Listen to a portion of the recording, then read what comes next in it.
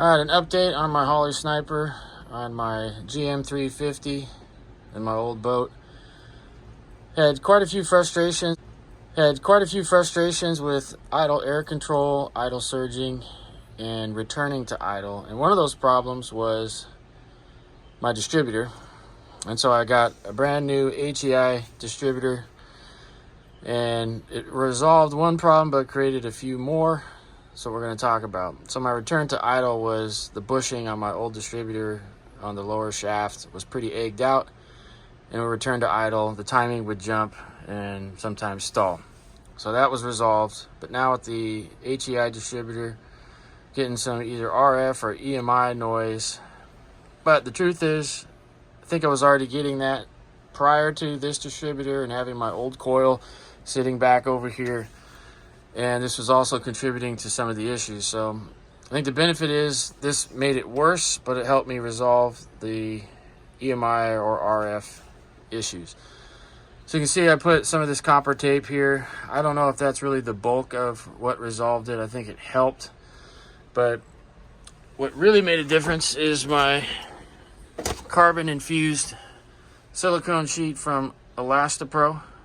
Incredible company, great help. Knew exactly what I was talking about, and they had this product, and can't tell you how effective it is. Without this on here and just having everything tidied up as I did with the copper tape, I still had mostly IAC issues, or the idle air control. And the moment you put the sheet on, it's like everything just dials itself in. So definitely very sensitive to noise. My alternator being a little higher instead of having it down the bills where it can get wet, I think may have had some effect here as well. But I'll show you what it looks like with my silicone sheet from Elastapro, made here in the USA. This is not the Chinese stuff. This incredible product. They make all kinds of silicone sheet, but for this particular need, I think it's a carbon or something like that is infused into it and just totally dissipates any noise or electrical energy. They said try it without grounding it first, but you said you could actually put a bolt, take it to ground to the battery. But it has worked so well without even doing that. So later date, maybe I'll try it. But at this point, just what an incredible, I guess, resolution to the issue just by putting this sheet on here. So Elastapro, I'll get a link in the description here for this thing, but incredible company, incredible guys, and incredible products. It's not super cheap, but again, this isn't the Chinese stuff. It's wonderful.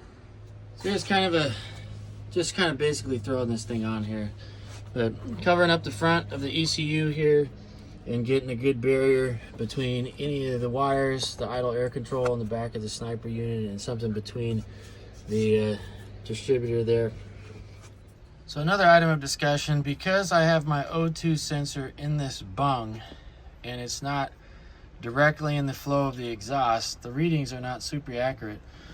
So what I have found to kind of work through that problem, so we can see good enough here, is to go to tuning, advanced, closed loop. And in here, the closed loop limit, 30 was okay. I just kind of dabbled down to 20%. But from my understanding is this is the limit that sniper can go either up or down from the fuel settings that you have. That's not the right page. But here in your AFR, this is how it makes its adjustments up or down from these settings that are in there. So because it's not real accurate on that bung, I told it you can't go up or down less than that, and it's really kind of dialed it in from the fuel flow, or excuse me, the air fuel ratio settings that